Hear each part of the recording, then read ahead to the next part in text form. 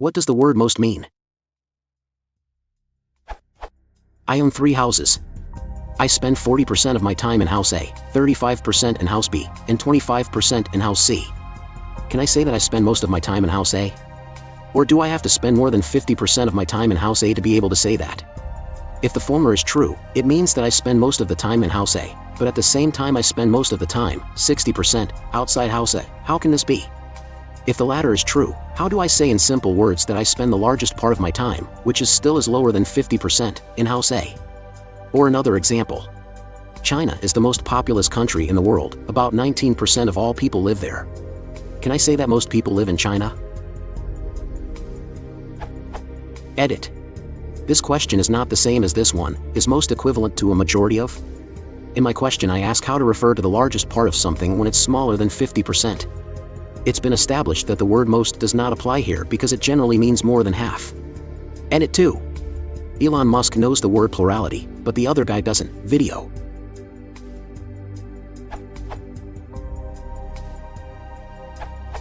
Most people don't live in China, but more people live in China than in any other nation. You can say that China is the most populous nation. You do not spend most of your time living in House A, but you spend more time living there than anywhere else. If you add the definite article, it becomes correct. You spend the most time living in House A. It's a subtle difference, and the technical explanation will have to be supplied by someone else. Edit.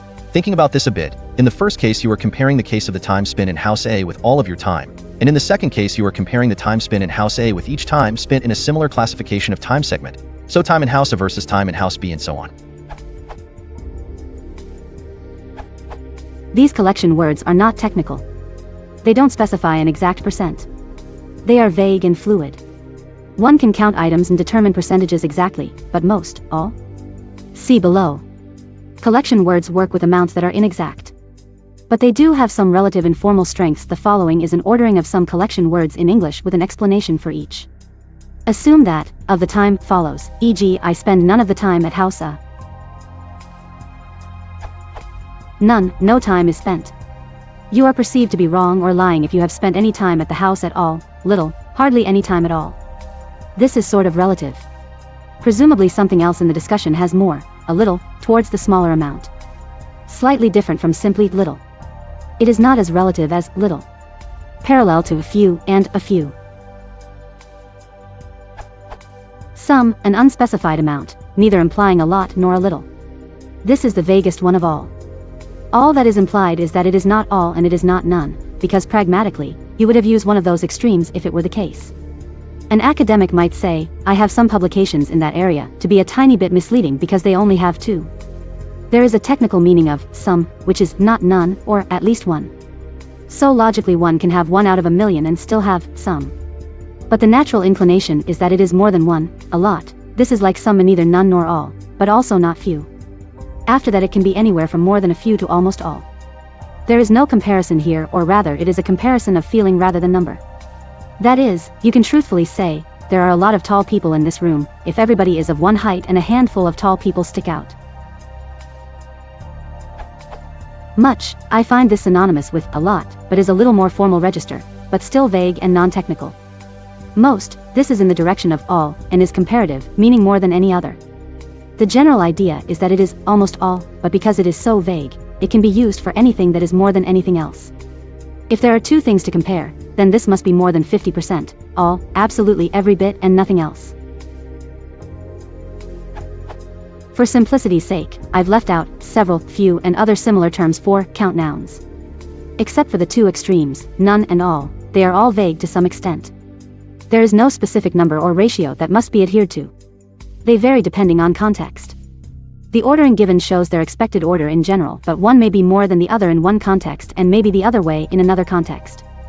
Also, these words show the difficulty in dictionary definitions. One online definition for most is greatest in amount or degree with a single sample. They've had the most success. But this is actually in the context of at the most, not the simple most. The definition is close but doesn't specify all the subtlety. The related technical words are majority and plurality. Majority means equals 50%, as in elections. Plurality means a higher percentage than any other choice, could be but not necessarily a majority. Your instance. I spend most of my time at A. Is not wrong. If someone did not know the percentages, they'd probably assume more than 1/2 your time was spent at A, but if they saw a tabulation, they would not think you are wrong. It looks then like most is equivalent to the plurality, and I think they are very close. But most is still vague. Like a couple, which literally means two, most might be used aspirationally and is used often just to mean a lot.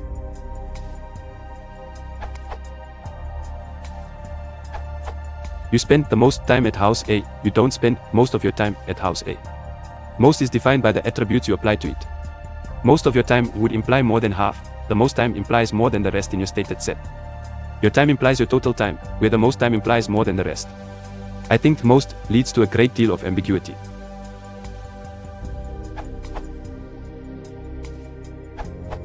You spend most of your time outside of house A.